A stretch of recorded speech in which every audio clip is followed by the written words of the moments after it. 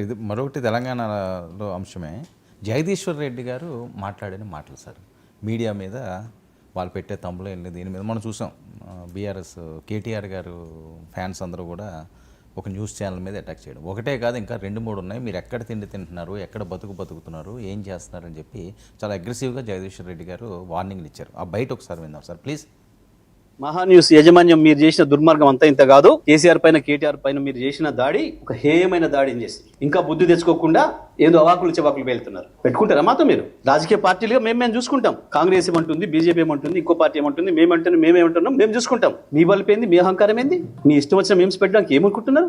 ఎక్కడ ఉంటున్నారు, ఎక్కడ బతుకుతున్నారు, ఎవరి తిండి తింటున్నారు? మీకు మీ మనవాళ్ళు ఏమనుకుంటే యువతలో ఉన్నది మనుషులే కదా, లక్షలాది కోట్లాది మంది ప్రజల హృదయాల్లో స్థానం సంపాదించుకున్న నాయకుడి గురించి కదా మీరు మాట్లాడుతుంది. మాకు రావా? మాకు తెలియదా? మా త్యాగాలు చేసిన చరిత్ర మాకు లేదా? మళ్ళీ కొంతమంది త్యాగాలు చేస్తాం, ఏమవుతుంది? ఉంటారా? ఏ బలుపుతోని, ఏ అహంకారంతో, ఎవరిని చూసుకొని ఈ ప్రేలాపన? ఒక్కొక్క అక్షరం రాసే ముందు ఎంత జాగ్రత్తగా ఉండాలి, ఒక పదం మాట్లాడే ముందు ఎంత జాగ్రత్తగా ఉండాలి. ఇప్పుడు నేను మాట్లాడిన ప్రతి అక్షరం పూర్తి కాన్షియస్తోనే మాట్లాడుతున్నా. సంవత్సరం ఓపిక బట్టి కేసీఆర్ మీద, కేటీఆర్ మీద మీరు నిన్న మొన్న చేస్తున్నది నీది మీడియానా? నీది మీడియా హౌస్ కాదు, స్లాటర్ హౌస్. ఇంకా 2-3 కూడా ఉన్నాయి దాంతోపాటు స్లాటర్ హౌస్. చెప్తాం తప్పకుండా, అందరి సంగతి చెప్తాం, ఎవరిని వదిలిపెట్టాం, ఎంతవరకైనా చూస్తాం. మేము ఇదే పద్ధతి కొనసాగిస్తామని కనుక మీరు అహంకారంతో పోతే మా పద్ధతులు మాకు కూడా ఉన్నాయి. తప్పకుండా ఈ స్లాటర్ హౌస్లో పనిపెడతాం. ఎట్లా ప్రజలతో శిక్ష పెంచాలో వేయిస్తాం. ఇది స్లాటర్ హౌసెస్ కూడా లీగల్ పర్మిషన్ ఉంటే స్లాటర్ చేసుకోవచ్చు. లీగల్ పర్మిషన్ ఉంటే స్లాటర్ హౌసెస్ కూడా ఒకటి జగదీష్ రెడ్డి కోపం రావడాన్ని అర్థం చేసుకోవచ్చు. ఎందుకంటే నేను కూడా ఇప్పుడు తీసేసినట్టున్నారు, చాలా అభ్యంతరకరమైన థంబ్నెయిల్స్ పెట్టారు. అది వ్యక్తిగతంగా హాని చేసే రీతిలో థంబ్నెయిల్స్ పెట్టారు, దాంట్లో ఏం డిస్ప్యూట్ లేదు, నిజం అది. సో అందువల్ల ఆ మేరకు అసహనాన్ని, కోపాన్ని వీ కెన్ అండర్స్టాండ్. ఎందుకంటే రాజకీయాల్లో విమర్శలు చేయొచ్చు, కానీ వ్యక్తిగత క్యారెక్టర్ అసాసినేషన్ చేయడాన్ని ఎట్టి పరిస్థితుల్లో యాక్సెప్ట్ చేయకూడదు. సో అది ఏ ఛానల్ చేసినా అది తప్పే. అందువల్ల ఫస్ట్ పాయింట్, బీఆర్ఎస్ నేతలకు వచ్చే కోపాన్ని వీ కెన్ ఆల్వేస్ అండర్స్టాండ్. కానీ రెండవ సమస్య అంటే ఏ న్యూస్ వేస్తారు? బీఆర్ఎస్ అడిగి తెలంగాణ భవన్లో పర్మిషన్ తీసుకొని న్యూస్ వేయరు కదా. సో తెలంగాణ భవన్లో అనుమతులు తీసుకొని న్యూస్ వేయరు. News media is independent. Of course news media ఇండిపెండెంట్గా లేదు కనుకనే ఈ సమస్యలు వస్తున్నాయి. బయాస్డ్గా ఉండడం వల్లనే ఈ సమస్యలు వస్తున్నాయి. ఏదో ఒక రాజకీయ ఎజెండాలను మోసుకెళ్ళడం వల్లనే సమస్యలు వస్తున్నాయి. మన ఇంకో 2-3 ఛానళ్ళు కూడా అన్నారు, మనకు అందరికీ తెలుసు ఆయన ఎవరిని అంటున్నాడని. నేను చెప్పాల్సిన అవసరం లేదు, మీరు చెప్పాల్సిన అవసరం లేదు.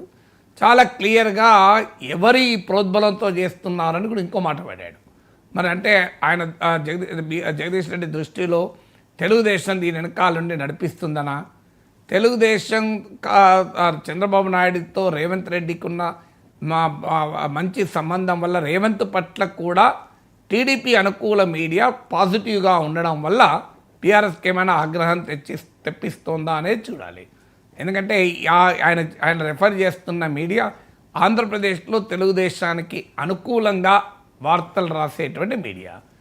తెలంగాణలో కూడా కాంగ్రెస్ రేవంత్ రెడ్డి పట్ల, ముఖ్యంగా కాంగ్రెస్ పట్ల కాదు, సానుకూలంగా ఉంది అనేది వారి ఆరోపణ.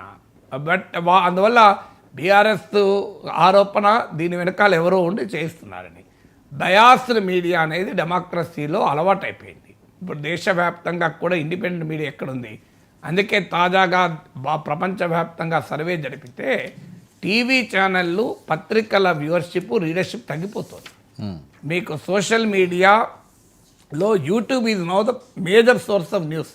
మీకు వరల్డ్ వైడ్గా ఇండియాలో కూడా 54% మేము యూట్యూబ్లో న్యూస్ చూస్తున్నామన్నారు. అక్కడ కూడా మళ్ళీ ట్రస్ట్ డెఫిసిట్ వచ్చింది యూట్యూబ్లో కూడా. సోషల్ మీడియాలో కూడా ఎట్లా పడితే అట్లా, కనీసం టీవీలలో, పత్రికల్లో కనీసం కొంతన్నా క్యూరేటింగ్ ఉంటుంది. అంటే మంచి చెడు, రైటా రాంగా అనే కాస్త స్క్రీనింగ్ ఉంటుంది. సోషల్ మీడియా అయితే మష్రూమింగ్, పుట్టగొడుగులాగా పుట్టుకొచ్చి ఇంకా అడ్డగోలుగా అయిపోయింది. బట్ ఏదైనా బయాస్డ్ మీడియాను ప్రశ్నించాల్సిందే, అనుమానమే లేదు. కానీ ఆ ప్రశ్నించే క్రమంలో మేము దాడులు చేస్తాము, అది చట్టం అంగీకరించదు. చట్టం అందులో ఒక రాష్ట్రాన్ని 10 ఏళ్ళు పాలించినటువంటి పార్టీ దాడులు చేస్తామని బహిరంగంగా బెదిరించడం సరైనది కాదు. వారి అసహనానికి ఖచ్చితంగా నేను అర్థం చేసుకోగలను. బీఆర్ఎస్ కార్యకర్తల కడుపు మండడంలో రక్తం మరిగిపోవడం, ఈ భాష నేను ఐ కెన్ అండర్స్టాండ్. ఎందుకంటే కేటీఆర్ పైన ఆ రకమైన తమ్నెల్స్ పెట్టాక సహజంగానే కోపం వస్తుంది. అందువల్ల media should also behave responsibility. మనం విమర్శలు చేయొచ్చు, కానీ రాజకీయ పార్టీలు ఏంటంటే విమర్శల్ని కూడా అంగీకరించని పరిస్థితులు ఉన్నారు. ఇక ఇదంతా ఇది ఎక్కడికి పోతుంది అనేది ఏమి చెప్పలేము. కానీ బహిరంగంగానే మేము దాడులు చేస్తాం అని ఇంకోటి బీఆర్ఎస్ను వ్యతిరేకిస్తే తెలంగాణనే వ్యతిరేకించినట్లు ఉద్యమకాలము మాటలు తెలంగాణ ఎక్కడ తింటున్నారు ఎక్కడ బతుకుతున్నారు అంటే ఇండైరెక్ట్గా ఏం చెప్తున్నట్లు. సో అందువల్ల తెలంగాణలో ఉండి మీరు తెలంగాణకు వ్యతిరేకం అంటే బీఆర్ఎస్కు వ్యతిరేకం అంటే తెలంగాణకు వ్యతిరేకం అని చెప్పదలుచుకున్నారు. అందువల్ల BRS has every right to protest, దాంట్లో ఏం డిస్ప్యూట్ లేదు. మీడియాలో ఉండే ఈ రకమైన ఒక రకమైన అనెథికల్ మీడియా బిహేవియర్ను ఖచ్చితంగా ఎవరమైనా ఖండించాలి. హైలీ బయాస్డ్ మీడియా కవరేజ్ ప్రజాస్వామ్యానికి మంచిది కాదు.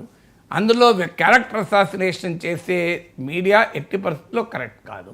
యూ కెన్ ఆల్వేస్ క్రిటిసైజ్, దానికి ఒక పద్ధతి ఉంటుంది, రెస్పాన్సిబుల్గా క్రిటిసైజ్ చేయొచ్చు. లేనప్పుడు చట్టం ఉంది, న్యాయ వ్యవస్థ ఉంది, కోర్టులు ఉన్నాయి, లేదా డెమోక్రటిక్గా ప్రొటెస్ట్లు కూడా చేయొచ్చు, అభ్యంతరమే లేదు.